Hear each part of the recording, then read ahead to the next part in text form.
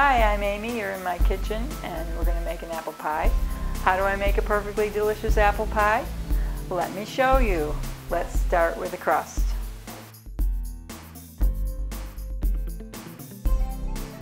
To start the crust, we take 2 cups of flour and mix it together with 1 teaspoon of salt. We're going to use straight white flour.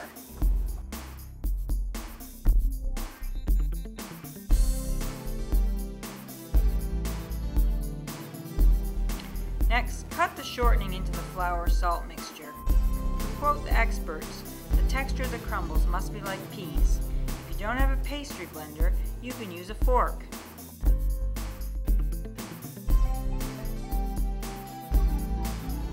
I use very cold tap water.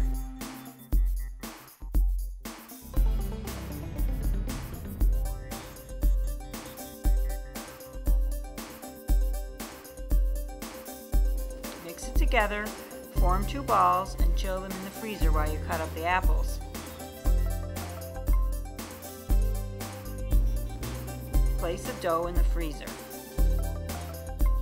The ideal apple for an apple pie is tart.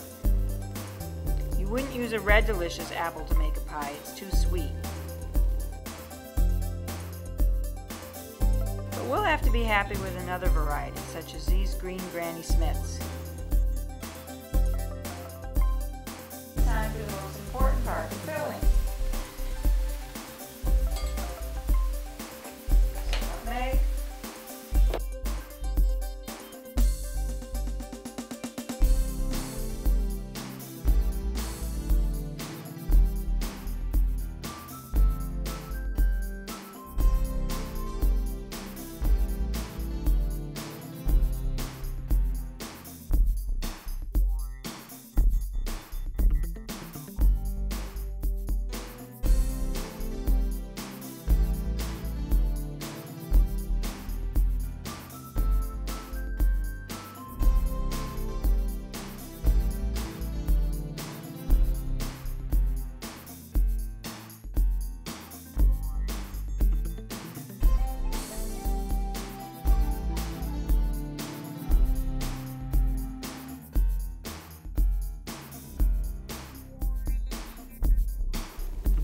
Paring apples, I always quarter my apples and then carve out the core.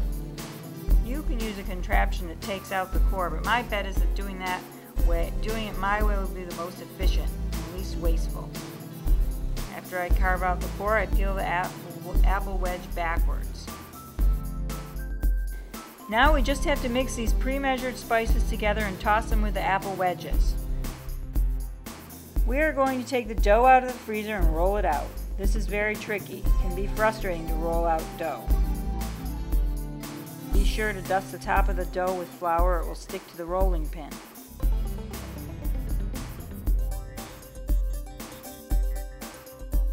Fold it in quarters and place them in the pan.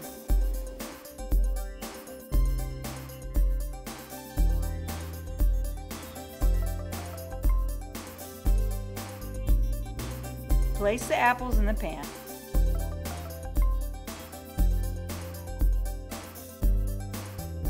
Roll out the top crust.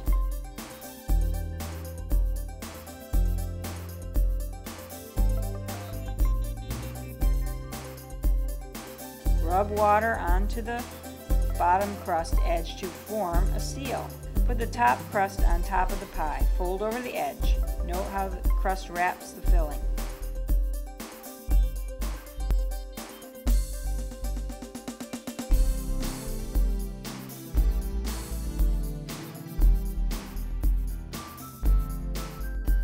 It's always nice to put a wash on your pie.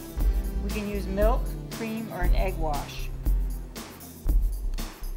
Meanwhile, we have preheated the oven to 425 degrees.